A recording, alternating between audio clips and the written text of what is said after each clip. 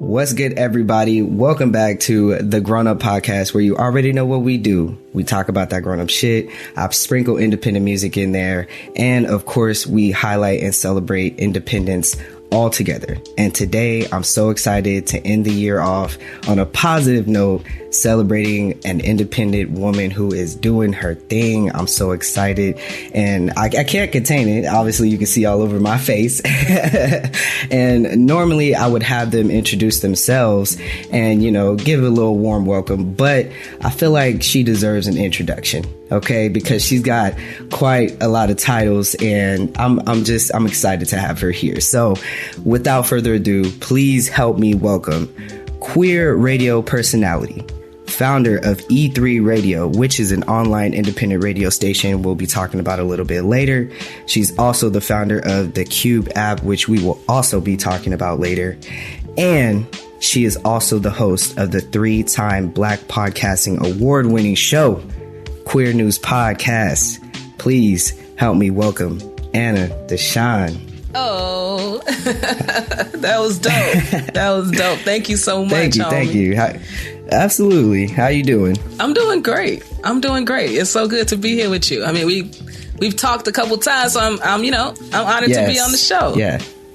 Fantastic. I'm happy to have you here. And like I said, I wanted to end the year off with a positive bang, celebrating independence and letting people know we still out here and we strong, you know? So, let's get it started. So like Anna was mentioned earlier, we got connected around May this year when I reached out to request about my podcast be taken into consideration for the Qube apps. We'll be talking about that a little bit later, but just to give you guys kind of a little gist of what that is, it's basically a curation of music and podcasts by BIPOC and QTPOC creatives. So, Anna DeShawn, how did you manifest this moment where you obtained these titles and started making the impact that you're making right now? Ooh, that's a loaded question. There's where to begin. You know, if I started in the beginning, I've always loved the media. Always loved television. I always wanted to be the next Robin Roberts doing play-by-play announcing, sports announcing. Yes. She was who I looked up to when I was a kid, watching ESPN with my dad every night. This is still a thing. Yes. And so I just always wanted to be heard. And I was always very clear. And I can remember my parents putting me in journalism, like summer workshops. And that's what I went to school for. That's what I got my degrees are in: communications, radio, TV production. And I was blessed enough when I left school and left my master's program to get into work where I was in the broadcasting field, but it was leveraging the internet versus a traditional medium. And so I worked in corporate America doing that for about 13, 14 years. And while doing my independent thing on the side in a passion project. And I just never let it go. You know, when you're called to do something or you just feel like something is in your spirit and your gut, you just don't never let it go. I just never let it go. And, and when I quit corporate, my first month being full-time entrepreneurs in February of 2021. And so when that moment happened, I just decided to give everything I had been given to corporate for such a long time. And you know how much we be given to these jobs. Oh, yes. And I decided everything. We give it our time, our energy, our brain space, our mental capacity. Mm-hmm. And I decided everything. It takes everything. Mm-hmm. And I decided that I was going to give all of that back to myself and back into my work and to see what I could create. That's right. You know, I just didn't want to live life with any regrets. And it's a roller coaster, but it's been an amazing ride. Oh, yeah, most definitely. Well, you kind of hit a little bit on my next question, which is, when did you know broadcasting was your calling? But I guess more specifically, kind of describe the feeling, because I know some people, you know, they feel like this is something that they want to do or they know that they can do, but something discourages them along the way, but they never lose that feeling. So if you could describe that feeling so people could know that that's something that they should understand to pick up the phone for and answer that calling. 100%. It's that thing that you just cannot let go. When I was an undergrad, I was doing play-by-play announcing, and I was going on that path. But it was clear that people in front of the camera did not look like me. There are not masculine of center women on television today. You can't. Definitely. Maybe you can name one. I think I can name maybe one, but we just don't exist, right? There's definitely a look and feel for a person who is on the 10 o'clock news who identifies as female. And that is not me, right? And then I had an opportunity to turn on Tom Joyner in the morning and do the weather and the traffic. And people would call in and say, I love your voice. I'm so glad you're on the station. And I was like, this is pretty dope. I can look like a bum. No one has to be worried about what I look like. And I can still talk to, thousands of people at any given time. It was a great experience. Believe me, we had our challenges. Okay, I was in college and Tom Joyner wakes up real early. Okay, I was not on time. Yeah. The station owner, we would get into it. Child, I think I even quit that. He probably still has the letter that I wrote when I quit. But the experience was really special, and I really loved radio. And I think my advice to folks is be less concerned about maybe what you think you should be doing and tap into what people compliment you on the most. What do people tell you they enjoy about you? What do people tell you they like about you? What do people tell you that you're good at from their perspective? We can often not see ourselves the way other people see us. And one thing that's always been consistent is that people appreciated my leadership. People would tell me they loved my voice, or I was a great public speaker, or they always wanted me to talk, or they always wanted me to do the prayer. Like, these are things that just always praying. People always were asking me to do these things. And eventually you have to sit in there like, well, maybe this is what I should be doing. Maybe it is, We're always talented, and I think that's always the challenge. We're good at a lot of stuff, and so we be trying everything out. Yeah, you are. Yes. You're great at a lot of things, but what's that thing that other people think you're great at? And try putting all your time and energy into that one thing, not 10 things, not 5 things, not 3 things, that one thing. And I say that as someone who does multiple things, but they all tie in together. But you get what I'm saying. But just focus, focus on that and execute that. Definitely. Okay, definitely. Well, I'm going to take a little bit of that advice as well, because I definitely dabble in 10 different things, but a few of them equal one. So we'll try and I'm going to hone in, okay? Yeah. So my next question here is, why choose the independent route when so many others choose the quote unquote easier path, meaning they sign with a company or they attach a well-known label to their name, or, something like that really gets them faster exposure rather than, the, so to speak, slow and steady race? Sure. So in broadcast media, your path is start in small markets and work your way up. And I spent 6 years in very white towns. And I was just over it. I couldn't see myself continuing in small markets and still being okay. And that's a decision I had to make, that this broadcast path is the traditional way. It's just not going to work for me. I need to go home, back to Chicago. I need to see my people. I had missed my family. I went to school for 6 years straight, and I was like, this can't, in Iowa and in Ithaca, New York. And I was like, I can't take a small market. And so for me, I couldn't think about starting somewhere small. I was like, I got to go home. I'll find something that works. And I did. And so that was really the definitive moment for me as to why I didn't go the traditional route for people in my career. But at the same time, I also was clear that I don't work that well taking orders from people. I started in I always worked at a small company, and I ended up at a tech startup where they want you to be an independent thinker and they want you to be sort of more entrepreneurial in your work versus a stringent corporate environment. I just knew that was just not going to work for me. I have too many opinions about how I think something should run or be to, really thrive in those types of environments. So I just always knew that I could not go the traditional route. Right. Okay.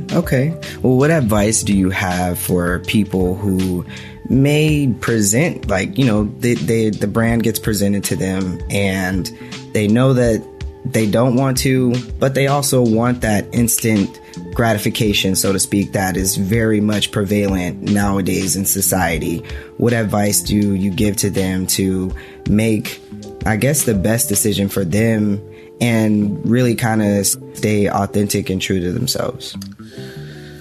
Nothing happens overnight. Someone said to me, "Man, Anna, you blew up overnight." And I was like, "What are you talking about? I started this station in 2009. If overnight is 13 years of work, then absolutely make it overnight success." But there's just no such thing. Right. There's really just no such thing. You know, we're all just waiting on that one yes, right? We just need that one person, that one correct person at the right time to give us that yes, right? That's what we all wait on. Right. I think we can look at other examples of this as well when we look at the Issa Raes of the world and the Lena Waiths of the world and the Ava DuVernays of the world. There is nothing overnight. That's right. You can literally follow the trajectory of their careers, you know, and you can, I mean, especially for Lena and Issa, you can start at YouTube. Right. There's nothing overnight about that. Yes. And I'd also say that it comes with a lot of risk. And that's really the biggest differentiator. Are you willing to take the risk? Are you in a position to take the risk? Right. Some people are not in a position to take the risk. You know, I'm sitting here and I can be very clear about my social location. I don't have children, right? It's me and my wife. Right. I am a caretaker, right? But I'm in a position where I can take significant risk and it not affect a whole lot of people. All right. And I can hone in on that. So you really have to just tap into where you're at and not compare yourself with other people or what they do. But you'll definitely use people as examples. I use those three folks all the time as examples for me in my work, in that you just have to be incredibly consistent and be willing to take some risks. Absolutely. And be ready for I say a roller coaster, and I mean it. Be ready for when it comes down, okay? Yes. And how you handle that low moment and how you work yourself through it, because they happen all the time.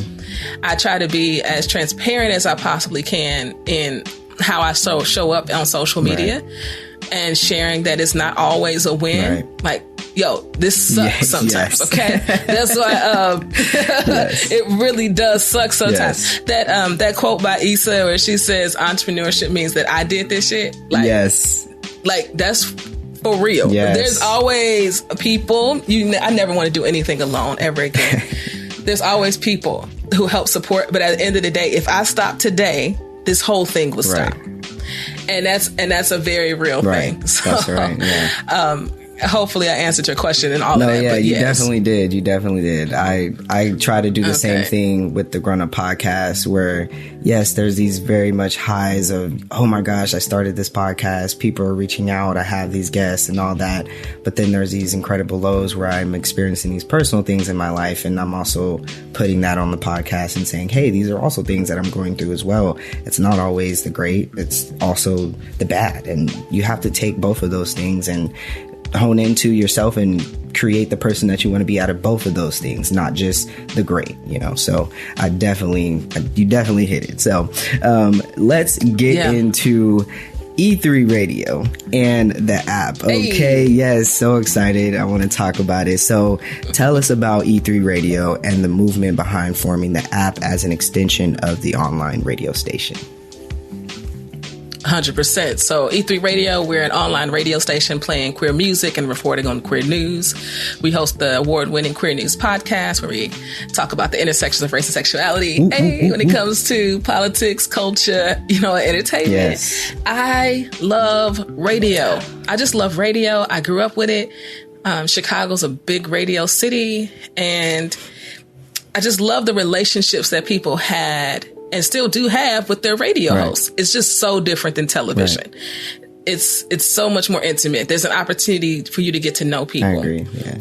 And in conversations about 4 years ago, me and my co-founders, which just happened to also be my best friends, were talking about how do we continue to remain relevant? Like, what direction do we want to go with the station? And then we started talking about podcasting. And for many, many years, I fought against the podcasting movement. People were like, oh, you got a podcast? I'd be like, no, I have a radio show. Do you hear what I'm saying? I have a radio show. It is live. You catch me at a certain time. Right. But we were online and we always had an RSS feed. So yes, we were technically podcasting, but not in the same way that I podcast today.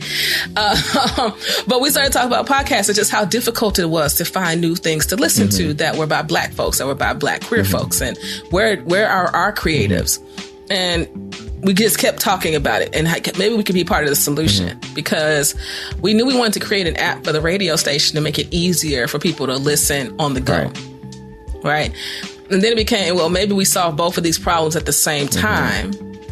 And then it just evolved from there. The name originated because mathematically E to the third power is to cube something. Yes. And then we put a Q on it to make it hella queer. So that's where the name comes from. And it is truly a direct pivot from the radio station into the podcasting space. Absolutely. And I'm excited about the problems we're going to be able to solve with the Qube. And there's a couple. One, ownership, period. We need more Black folks' ownership of media, more Black queer folks' ownership of media, more women. I mean, let's just tap into all my intersections there.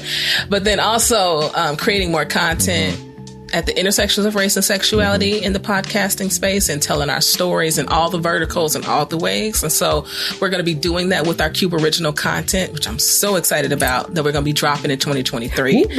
And then I'm really excited about the podcast. I'm so excited about that. And then there's the discoverability part, right? So we've accepted 94 podcasts into the platform. I can't wait to drop one of these platforms here soon. So people can begin discovering all this great content that's out here, right?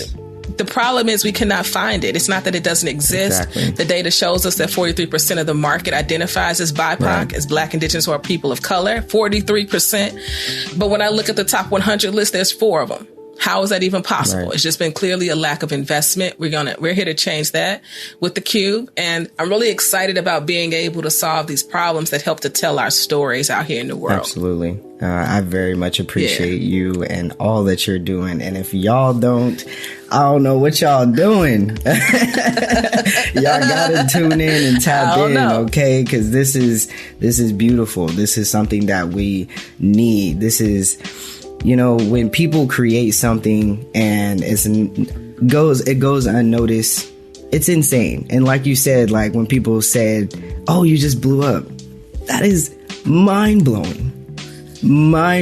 And that's why I love doing this podcast, because I'm like, how are you not seeing these people? Hello. Like, shine the light on these people. This is what we need to do. We need to shine the light on each other and uplift each other and tell each other, yes, I see what you're doing and I love this shit. I also love the shit that this other person is doing too, and this other person is doing too. And we can all be okay with that and uplift each other and not have to keep tearing each other down and, you know, feeling like some people aren't being heard and others are just being completely shut out and all of this stuff. Like, it doesn't make any sense. We can open up the dialogue and, you know, and be more open. And so I much appreciate everything that you're doing. And, you know, I hope after this episode, you get a bunch of love and people telling you the same thing as well. Okay. So, my next question here is, what are your goals as far as your independent journey that you're currently taking right now and with the radio station and the app? I love goals. Yes. I got a great question. I love goals. Yes. I freaking love goals. I'm a Virgo. I like writing things down and checking things off. With all that being said, I have goals that shift, right? And so I'm all about a pivot, but I am clear that every year I set particular goals for every part of my life. Right. You know, when you're coming out, before you come out, you really live a compartmentalized life. Some people know this, some people know that, some people don't know anything. Right. And how that translates into how you live is bananas, and you don't dig into it until you go to therapy. Woo! Okay, but you just realize how everything is so compartmentalized.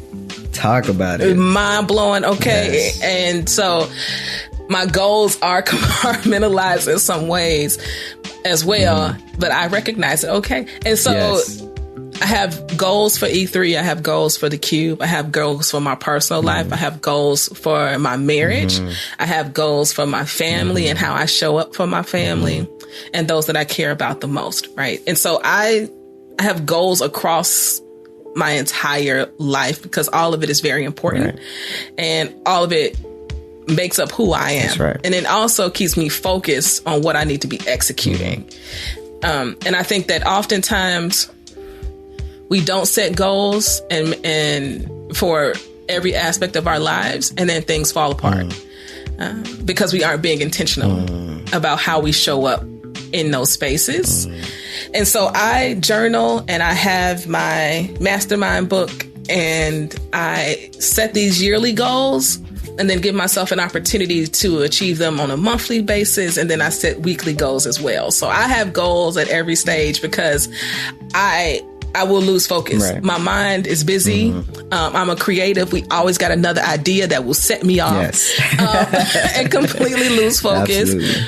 And then I look up and I'm just like, oh, I never hit this goal. I forgot all about it, you know? And so I do my best to be intentional about the goals that I set. Right. If I'm talking specifically about E3 and the Qube, in general, our goals for 2023 are to raise brand awareness, to build trust with our listenership, right?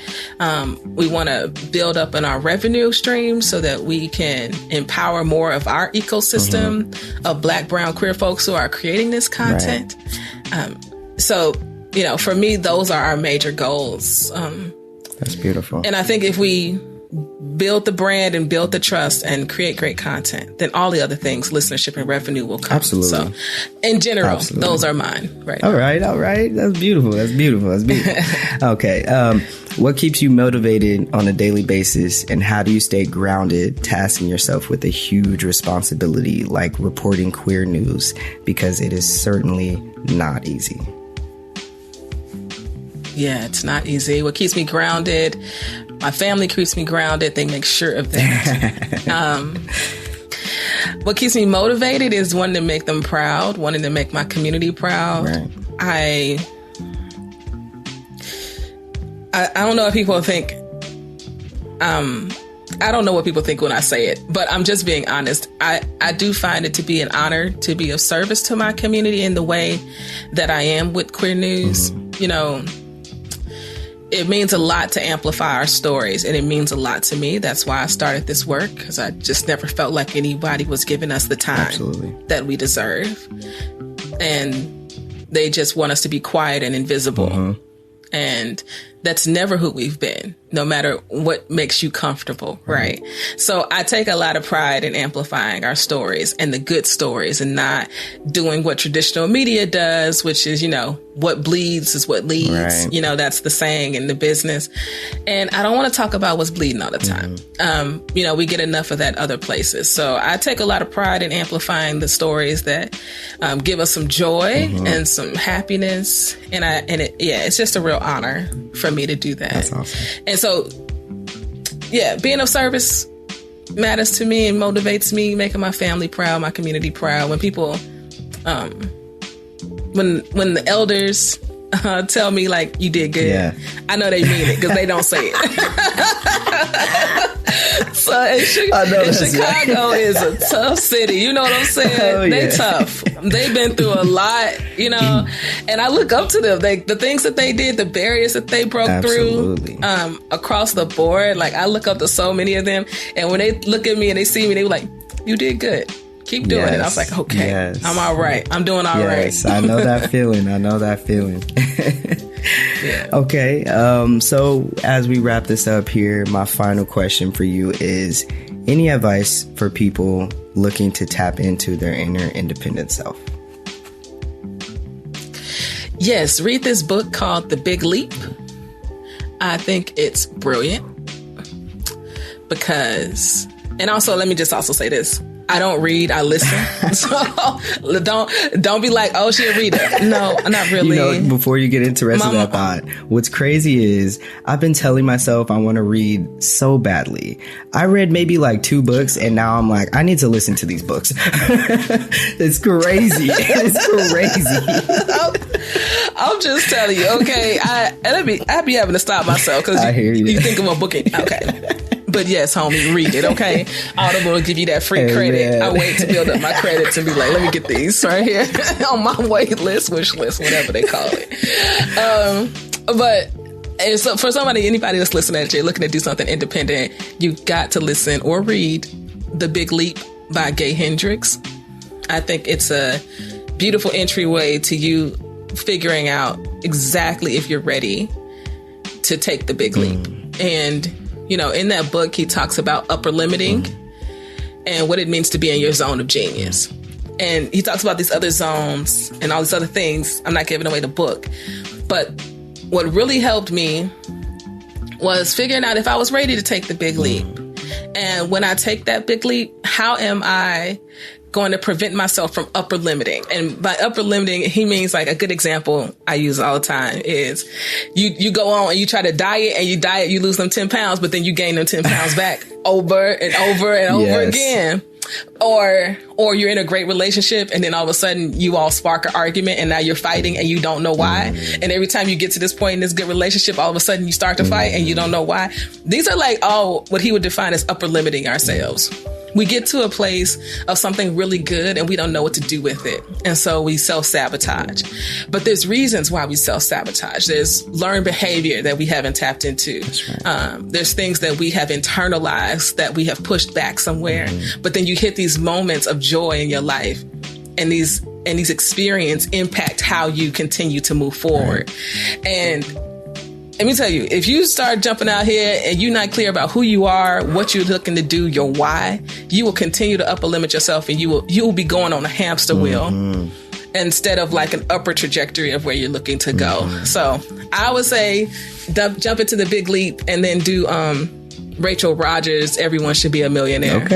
Okay, y'all heard the woman. Yeah. Okay, tap into your independent self. Listen or read these books and listen to yourself. You know, listen to that voice inside your heart, your mind that's telling you this is what I want to do. You know, and it's hard, like we both saying. It's tough. It's a roller coaster, up and down, but we both here. You know, and I'm so glad that you joined me today, and I'm overjoyed. Excited. I really, really appreciate you. And do you have any final thoughts that you want to put out there? Any personal shout outs you want to give? And please, please, please, for people who don't go to the description, tell your social media and where they could go, the website link for the radio station.